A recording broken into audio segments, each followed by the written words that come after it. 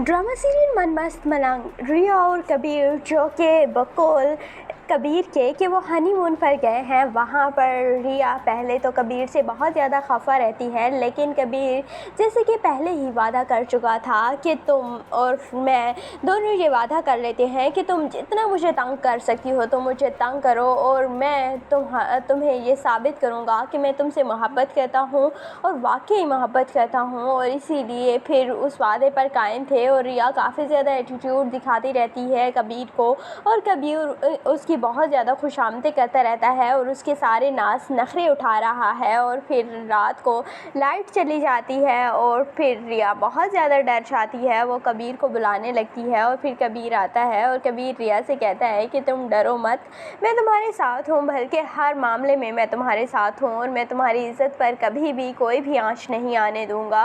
और तुम परेशान मत हो, और जो भी मामला है तुम्हारे भाइयों का मैं उन्हें देख लूँगा, लेकिन अगर तुम मेरे साथ रहना चाहती हो तो फिर हम एक हंसी खुशी ज़िंदगी गुजार सकते हैं। और रिया जो कि पहले ही कबीर से मोहब्बत करती थी, लेकिन उसके दिमाग में ये खन्नास असमा ने भरा था कि कबीर उसे नफ़रत करता है, उससे इंतकाम शादी कर रहा है और वह शादी के बाद तुम्हें बहुत ज़्यादा जलील करेगा। लेकिन अब रिया खुद ही अपनी आंखों से देख चुकी है कि कबीर उसे कितनी मोहब्बत करता है, उसके कितने नखरे उठा रहा है, बर्दाश्त कर रहा है। इसीलिए रिया अब कबीर का साथ देगी और अपने भाइयों के ख़िलाफ़ ही खड़ी हो जाएगी। दूसरी जानिब अस्मा और सिकंदर की तो जान पर बन चुकी है, क्योंकि वो खुला का केस फाइल कर चुके हैं और उन्होंने रिया के नकली सिग्नेचर भी कर लिए थे। लेकिन अब रिया वापस ही नहीं आ रही और वो दोनों बहुत परेशान है कि अब क्या होगा।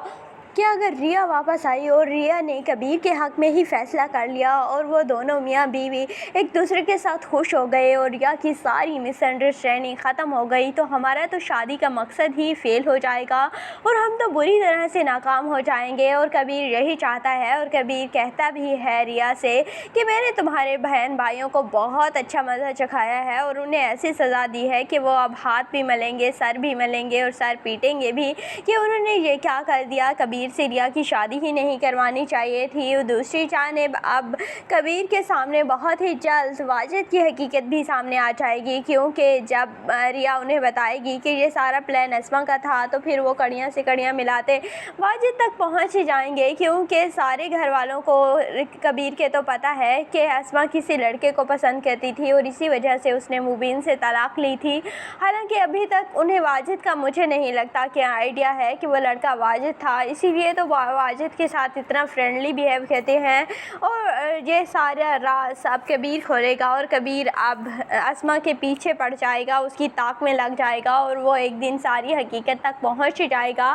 तो आपको ये ड्रामा मन मस्त मलंग कैसा लगता है, कमेंट सेक्शन में अपनी कीमती राय का इजहार करना बिल्कुल भी मत भूलिएगा। और अगर वीडियो अच्छी लगे तो वीडियो को लाइक और चैनल को ज़रूर सब्सक्राइब कर दीजिएगा।